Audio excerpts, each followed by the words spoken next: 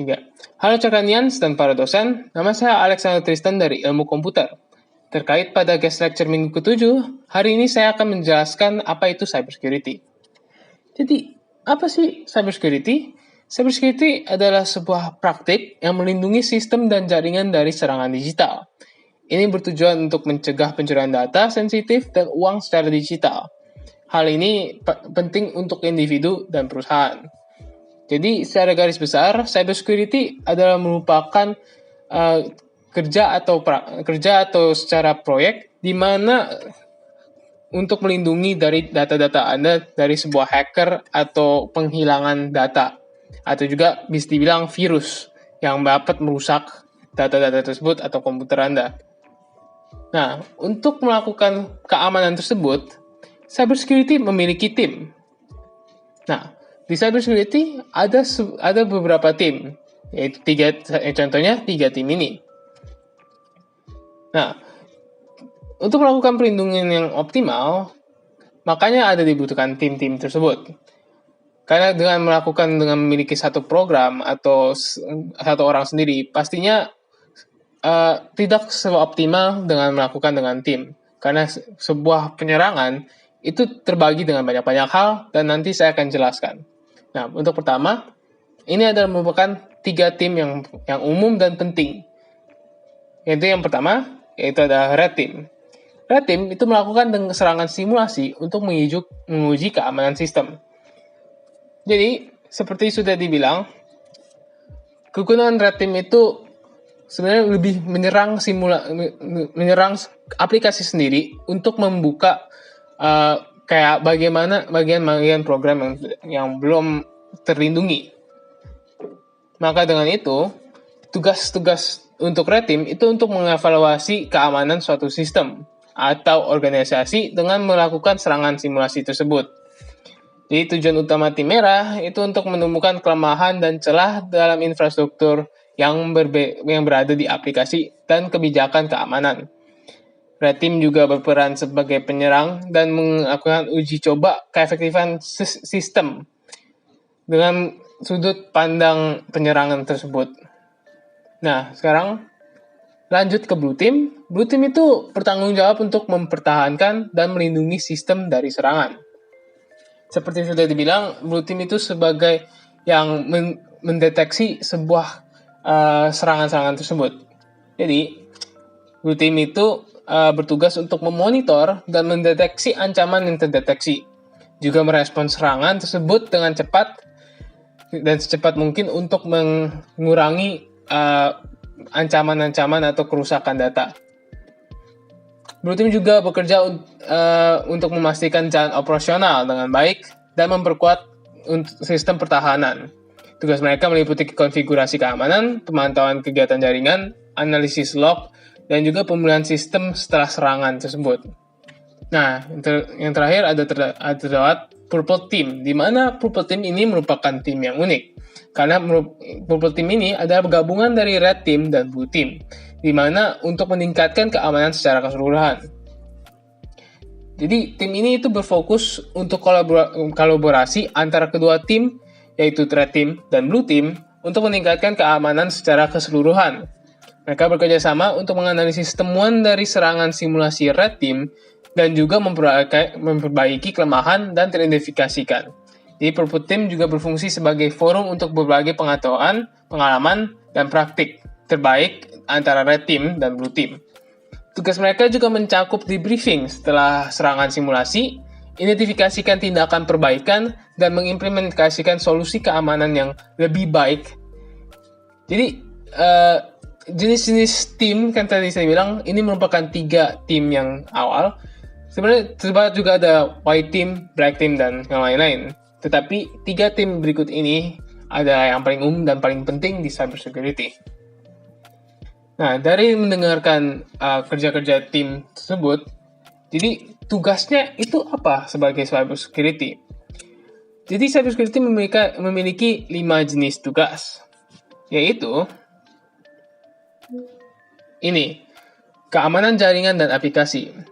Nah, ini merupakan 2 jenis contoh atau 2 jenis dari keamanan tugas sebagai cybersecurity. di mana keamanan jaringan itu bertugas untuk melindungi jaringan dari penyusup dan penyerang yang menargetkan sistem. Lalu kemudian ada keamanan aplikasi, di mana itu menjaga perangkat lunak bebas dari ancaman sejak tahap desain dan pengembangan.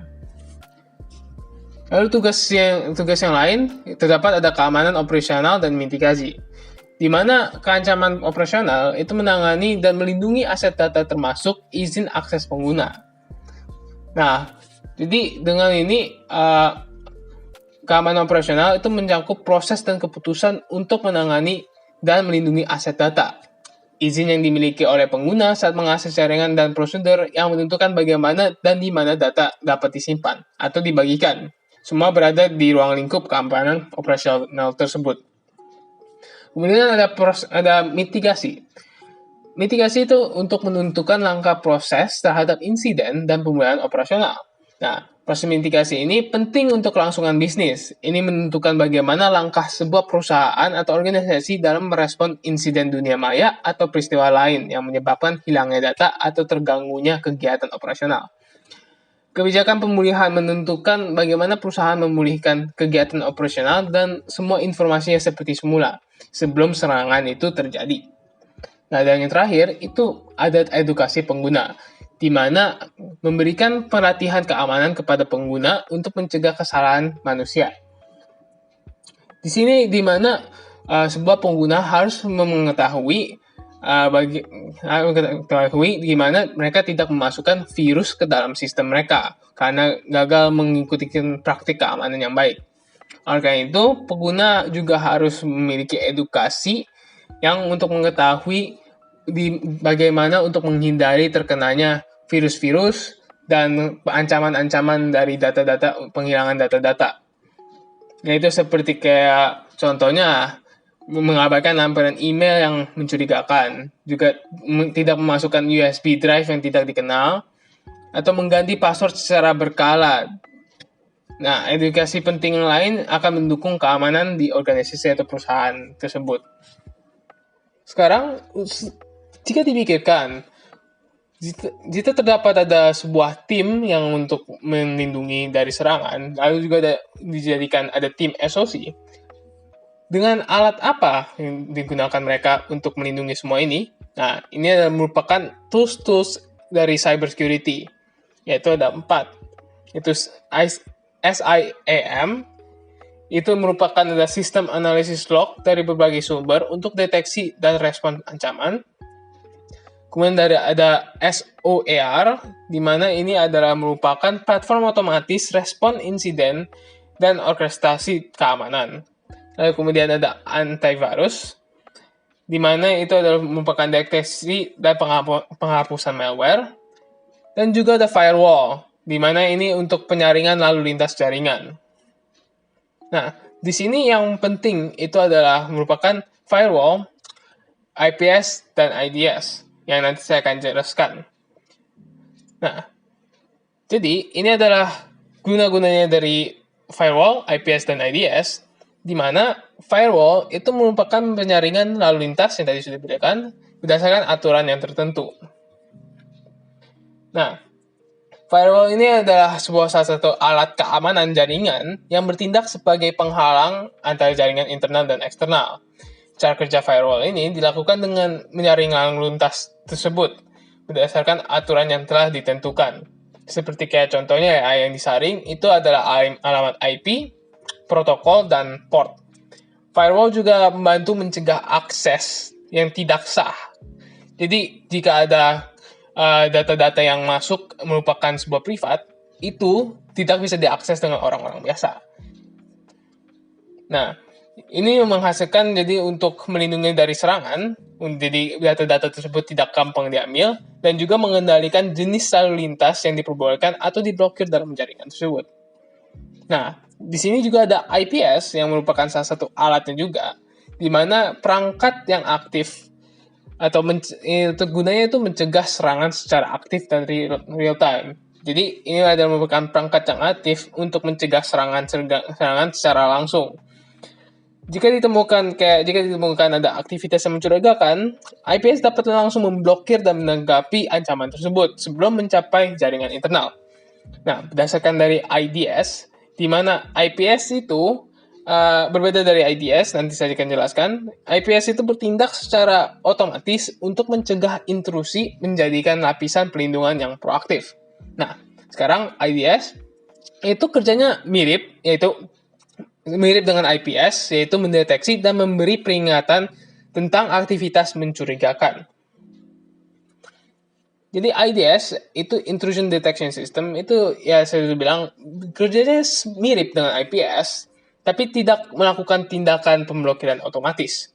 Jadi IDS itu hanya memberikan notifikasi kepada tim keamanan dan yang kemudian dilanjutkan sesuai kebijakan yang ada.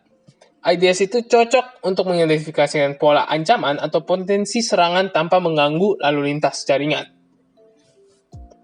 Nah, seperti saya bilang tadi, tools ada juga namanya firewall. Nah, ini ada salah satu alat yang penting. Tapi, dengan masa yang berlalu, firewall ini akan menjadi lebih tidak digunakan. Atau lebih kata tepatnya lebih tradisional. Nah, makanya di masa depan nanti akan terdapat pengganti firewall yang dinamakan Next Generation Firewall atau NGFW.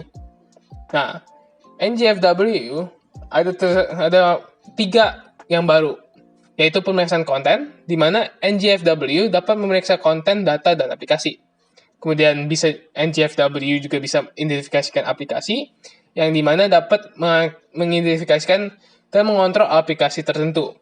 Kemudian yang terakhir, ada deteksi ancaman kompleks, di mana dapat mendeteksikan malware, exploit, dan ancaman berbasis aplikasi. Nah, dengan menggunakan NGFW ini, atau Next Generation Firewall, di mana digunakan akan lebih baik daripada firewall tradisional. Karena NGFW telah dirancang untuk memberi proteksi level yang lebih tinggi dan tidak seperti kayak firewall yang tradisional yang cuma hanya memfilter pada jaringan pada IP address dan port doang. NGFW dapat melakukan pemeriksaan konten data, yaitu tadi aplikasi, tidak seperti yang kayak firewall yang tradisional yang tidak bisa melakukan apa-apa itu. Ya, itu saja dari presentasi saya.